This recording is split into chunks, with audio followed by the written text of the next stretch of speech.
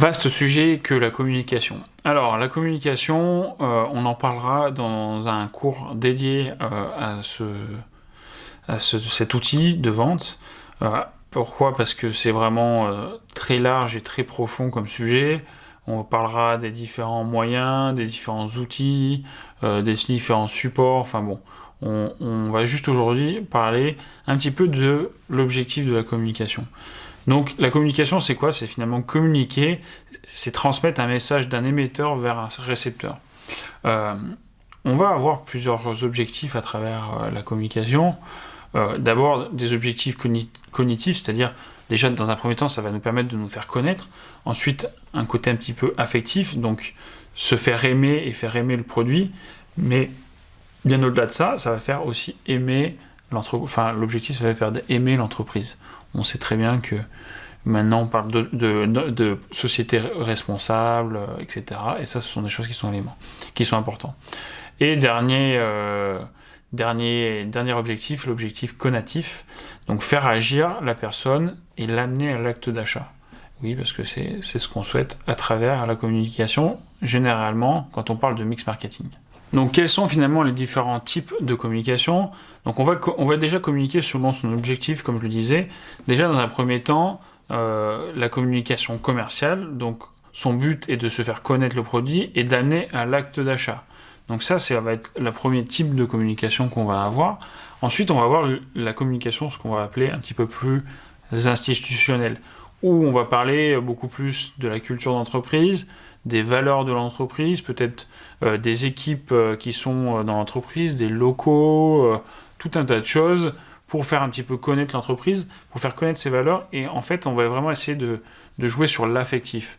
L'objectif de cette communication institutionnelle, c'est de montrer aux acheteurs qu'on est une entreprise sérieuse, qu'on a certaines valeurs, que nous produisons d'une certaine manière. Vous savez, comme moi, que aujourd'hui on axe de plus en plus notre communication et on revient sur nos productions au niveau national, fabriquer français, etc. Justement, dans la communication institutionnelle, on va essayer de montrer un petit peu tout ça, qu'on ne délocalise pas peut-être notre production, que nos salariés sont dans le pays dans lequel on vit. Enfin voilà. Ce sont déjà les deux premiers types de communication. Ensuite, on va communiquer selon le moyen de communication. Donc on a plusieurs moyens. Encore une fois, on reviendra dessus de manière plus détaillée. On a ce qu'on appelle la communication média et la communication hors média. Ce qu'il faut simplement retenir dans ces deux communications, c'est que soit on va utiliser ce qu'on appelle effectivement des médias, donc par exemple les magazines, la radio, la publicité et bien d'autres, ou alors on va essayer de faire de la communication beaucoup plus directe, hors média, donc directe, comme par exemple le marketing direct, la publicité directe, ou les promotions de vente. Par exemple le phoning, ça va être un outil de communication directe. Il existe aussi deux types de stratégies de communication et de moyens adaptés.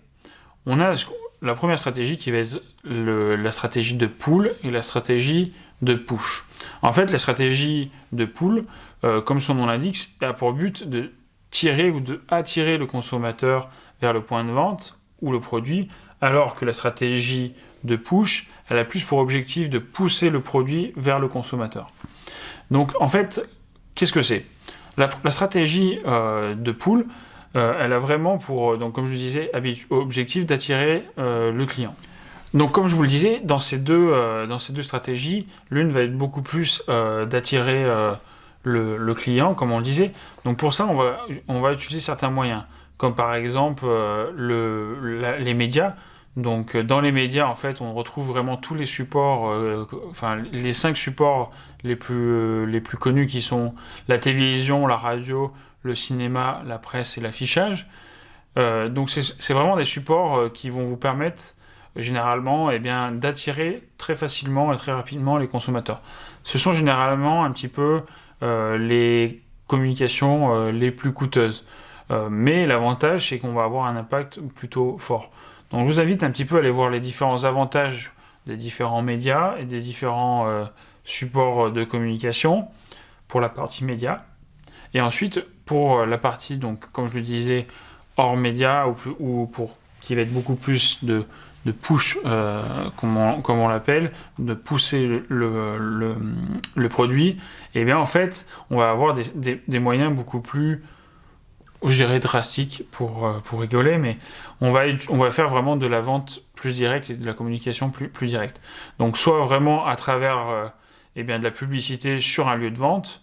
Donc là, en fin de compte, on va pousser nos produits à travers de la vente directe, mais on peut avoir vraiment du marketing direct, comme du publipostage, du mailing, ou de la téléprospection, ou via Internet par exemple, qui vont vous permettre de personnaliser beaucoup plus votre communication, et qui va permettre aussi de communiquer un petit peu plus sur le long terme qu'une publicité par exemple télé.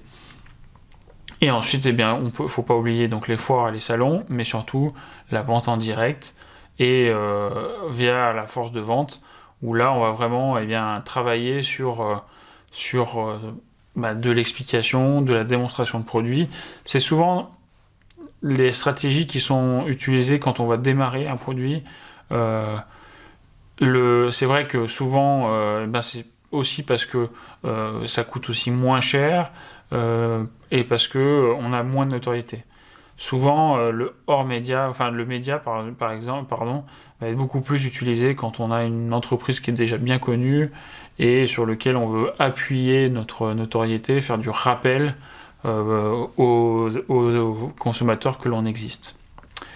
Voilà pour tout pour ces 4 P. Ce qu'il faut vraiment retenir, c'est que l'un ne va pas sans l'autre. Alors, ils sont pas 2, mais ils sont bien 4. Donc, quand vous faites votre réflexion sur l'un ou l'autre, il faut toujours réfléchir un petit peu aux autres. C'est-à-dire, quand vous allez réfléchir à votre prix, il faut réfléchir à votre distribution, mais aussi à votre communication, mais aussi à votre produit. Souvent, on part du produit en lui-même, mais il faut peut-être parfois partir d'autres choses, partir peut-être de la distribution en disant j'ai envie de faire tel produit, comment en changeant totalement la distribution, je pourrais le proposer différemment. J'espère que ce cours vous aura plu et je vous propose de vous voir juste après pour la suite.